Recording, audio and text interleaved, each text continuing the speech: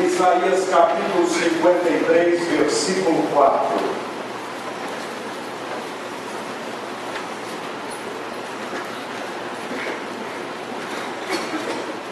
Certamente Ele tomou sobre si as nossas enfermidades e as nossas dores levou sobre si, e nós o reputávamos por aflito, ferido de Deus e oprimido.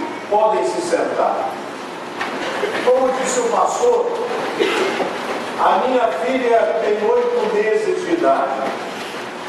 Ela é uma dádiva, uma bênção do Senhor. Fui pai aos 50 anos.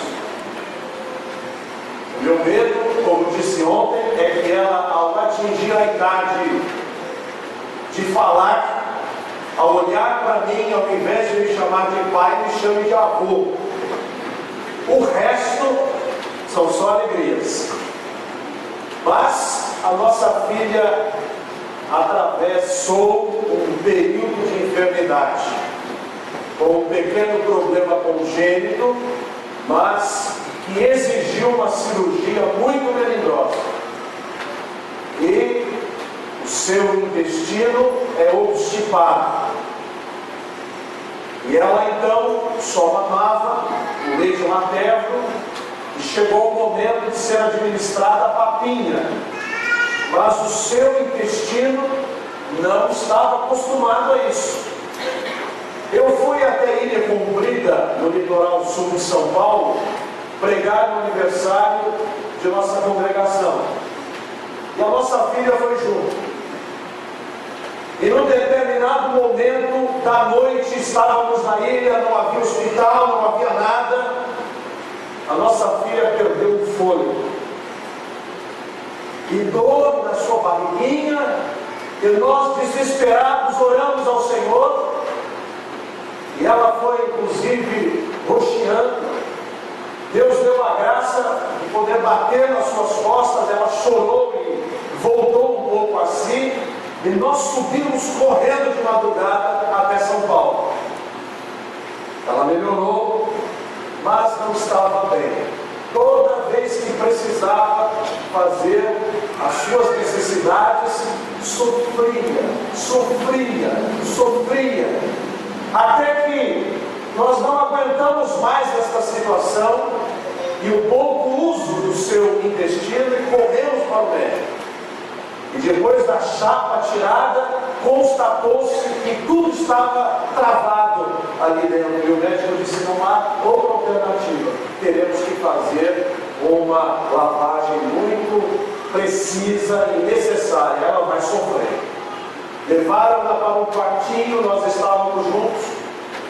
Então, colocado o medicamento no devido lugar, esta menina chorou, esta menina gritou, esta menina agarrava o braço da sua mãe, sem saber falar, ela não fala, e era como dizendo: mamãe, me ajuda, mamãe, me ajuda. E nós contemplamos por 50 minutos esta menina sofrendo.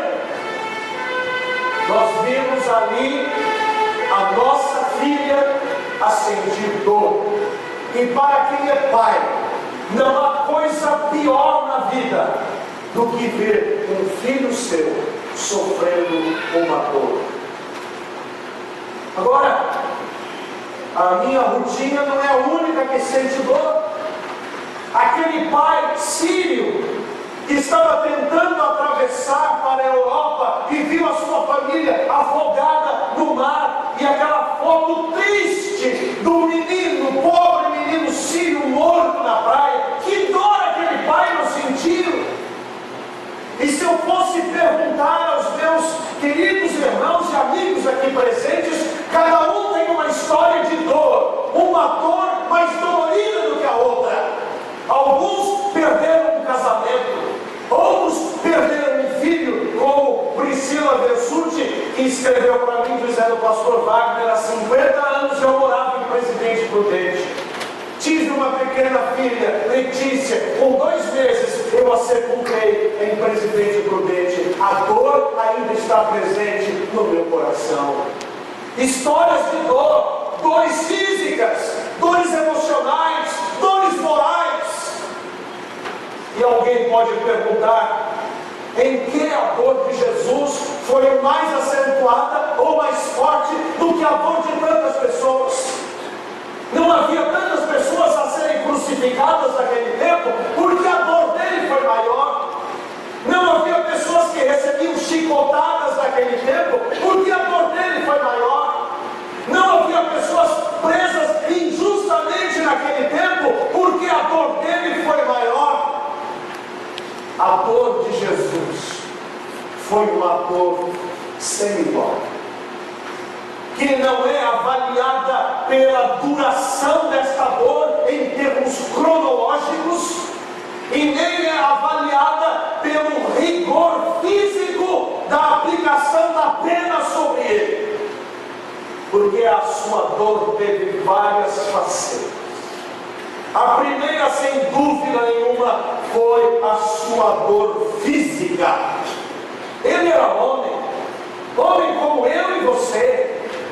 Ele era Deus eterno, Filho de Deus, mas no ventre de Maria, pela concepção do Espírito Santo, ele fez-se homem.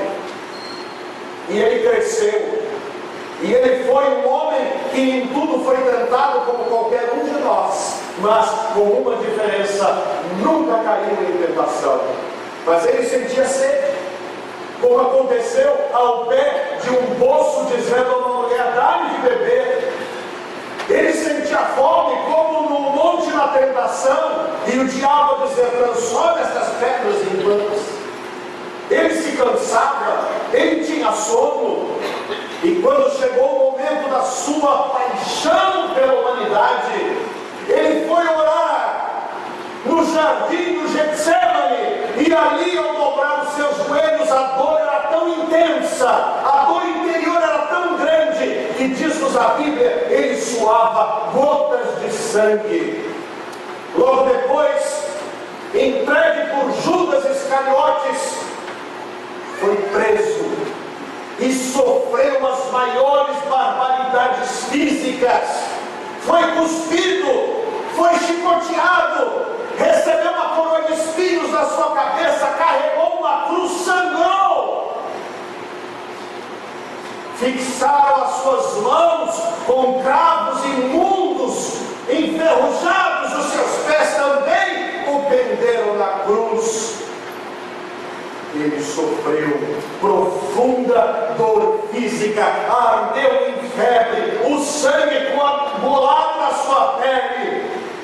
Colocaram-no naquele vexame, e ele sofreu tanto e agonizou tanto que morreu antes de todos os outros prisioneiros ali crucificados com ele. Tal foi o rigor do seu sofrimento físico. Porém, ele não sofreu dor apenas física, a sua dor também foi moral. Quem aqui já não foi vítima de uma injustiça? Quando alguém diz que você disse o que não disse, quando alguém o acusa de ter roubado o que não roubou, quando alguém diz que a sua moral é duvidosa quando você sabe que não é, quando alguém o incrimina e o coloca na mesma lista de corruptos quando você não é, é uma dor sem tamanho. E Cristo estava na cruz do Calvário, sendo punido como um grande criminoso, aliás, o maior de todos. E ele nada devia. Ele foi crucificado, ele foi colocado na cruz como um exemplo da pior espécie de gente, e ele não devia.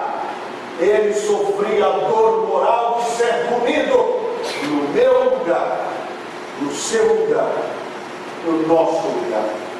Portanto, a dor de Cristo não era apenas uma dor física, mas era também uma dor moral, que muitas vezes dói mais do que a dor física.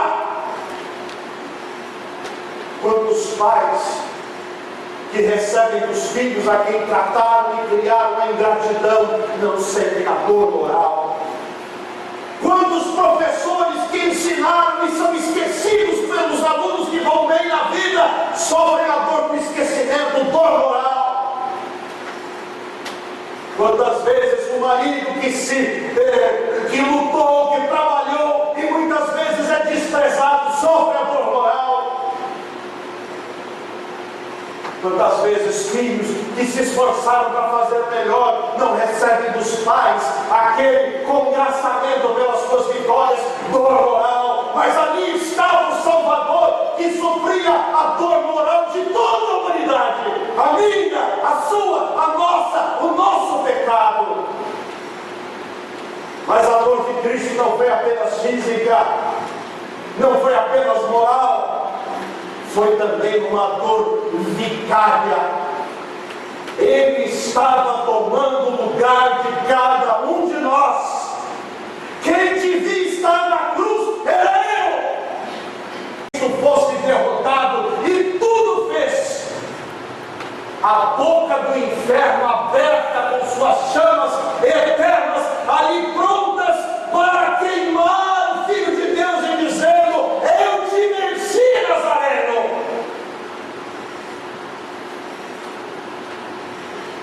A dor de Jesus era a dor espiritual de todo aquele que vai para o inferno.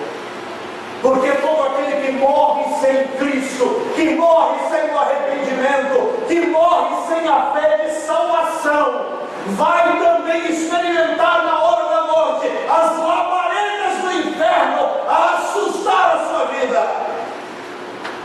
Há histórias terríveis dos grandes filósofos que proclamaram o ateísmo pelos quatro cantos e quando estavam para morrer, lamentavam porque já sentiam as labaredas do inferno. Cristo sentiu-as, não por ele, por mim, por você, por todos nós. Mas Cristo também ali não sentiu apenas a dor física, a dor moral, a dor vicária, a dor espiritual, sentiu também a dor da ingratidão. Ingratidão que se mantém nos dias de hoje. Quando ele descia em Jerusalém, ele disse a Jerusalém: porque vos digo, Jerusalém, que desde agora não me vereis mais, até que venhais a dizer: bendito que vem em nome do Senhor. Sabe por quê? Porque uns dias atrás, aquele povo que o crucificava, levantava as mãos e dizia: bendito que vem em nome do Senhor. O aclamavam como Senhor. Hoje, levantavam as suas mãos fechadas e empunhadas, dizendo: crucifica-o, crucifica-o. Muitos daqueles eram paralíticos que por ele foram curados. Muitos comeram o pão e o peixe multiplicados. Muitos eram leprosos que estavam proscritos da sociedade e agora estavam juntos.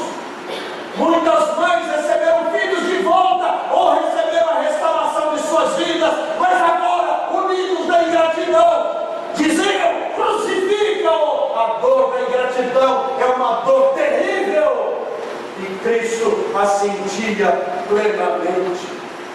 Sabe por quê? Porque Ele nos amou.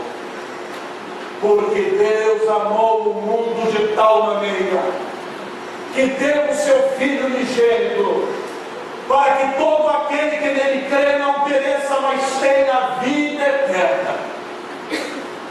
Se o irmão, o amigo pensava que a dor de Cristo se resumia ao sofrimento físico, enganou-se, porque a dor dele foi muito mais que isso, uma dor sem igual, um preço sem igual, única e exclusivamente, porque ele queria que nós estivéssemos na sua presença quando fechássemos os nossos olhos para este mundo. Queridos amigos, Será que nós damos valor à dor que Cristo sentiu? Será que nós vivemos uma vida grata a Deus, dizendo: Senhor, quero agradecer pela dor que sentiste, vivendo o resto da minha vida para te glorificar, para te louvar, para te engrandecer? Ou será que zombamos com ingratidão também da dor de Jesus, sendo apenas cristãos nominais, muitos dos quais arrastam imagens pelas ruas em procissão, mas não são capazes de ter Cristo verdadeiramente reinando em seus corações? Mas há aqueles que não arrastam imagens, mas se arrastam num cristianismo que diz uma coisa e que vive outra, que diz que tem fé, mas não tem, que diz que tem comunhão, mas não a tem, que diz que obedece a palavra, mas não a obedece, que diz que honra o nome de Jesus, mas não honra. Portanto, Cristo teve uma dor sem igual, para que nós tivéssemos também um consolo sem igual. Porque o sofrimento de Cristo trouxe a nossa libertação.